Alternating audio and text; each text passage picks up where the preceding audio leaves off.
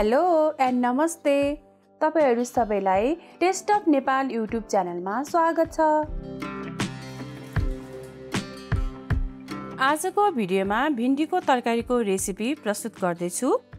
सिजनमा पाइने यो तरकारी पोषण र स्वास्थ्य गुणले भरिपूर्ण हुन्छ। कृपया यो भिडियोलाई अन्तिमसम्म हेरेर यहाँहरुलाई कस्तो लाग्छ प्रतिक्रिया दिनुहोला।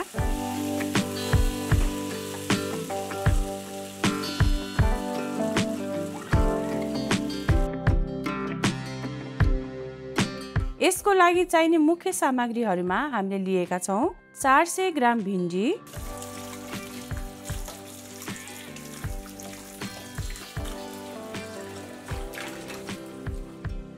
यसलाई राम्रोसँग पखालेर हामीले यसरी लाम्चो गरी काटेर तयार बनाएका छौं। त्यस्तै 3 वटा मिडियम साइजको आलु पनि यसरी नै लाम्चो गरी काटेका छौं र अन्य सामग्रीहरुमा हामीले अरु तरकारी पकाउँदा प्रयोग गरिने सामान्य सामग्रीहरु नै लिएका छौं। अब यहाँ हिट अन गरेर एउटा प्यान बसाएको छु। प्यान तात्न थालेपछि 3 चम्चा तोरीको तेल राखे। अब भने तेल तातेपछि लो फ्लेम गरेर हामी राख्दै छौं आधी चम्चा जिराको दाना,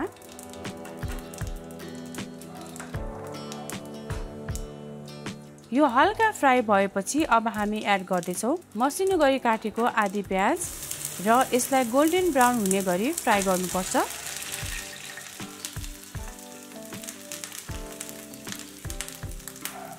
अब यतिको ब्राउन हुने गरी फ्राई भएपछि हामी एड गर्दै छौं आलु,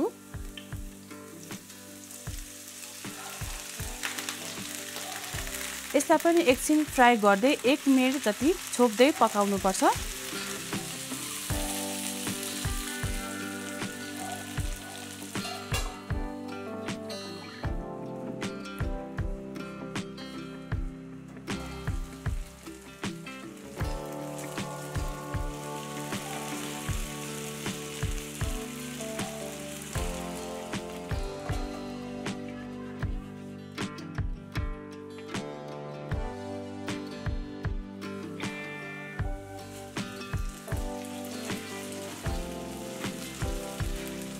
अब हामी एड गर्दै छौं मसिनो गरी काटेको आधी गोलभेडा, यसलाई पनि एकछिन फ्राई गर्नुपर्छ।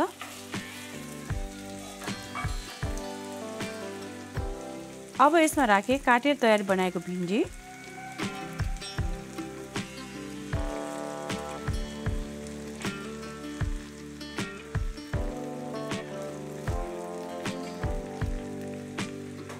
अब यसमा राखे स्वाद अनुसार नुन, आधी चम्चा बेसार र यसलाई यसरी मिक्स हुने गरी चलाउनु पर्छ र 5 मिनेट जति छोप्दै पकाउनु पर्छ।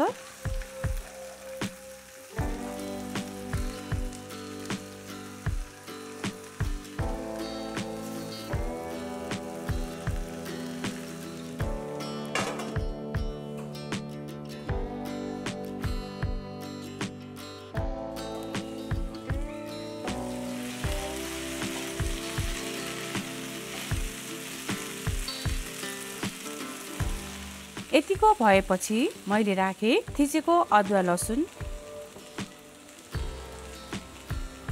1 चम्चा जिरा धनियाको पाउडर, त्यस्तै स्वाद अनुसार रातो धुलो खुर्सानी। अब यसलाई मजाले मिक्स हुने गरी चलाउनु पर्छ।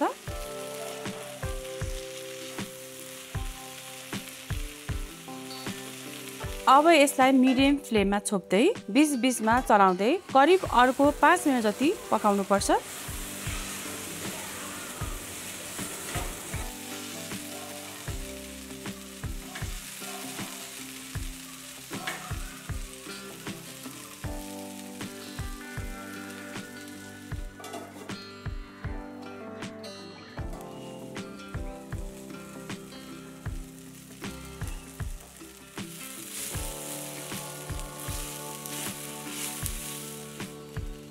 हेर्नुहोस् त यसरी आलुलाई थिच्दा पाकिसकेको छ र भिन्डी पनि फ्राई भएर खानको लागि रेडी भएको छ।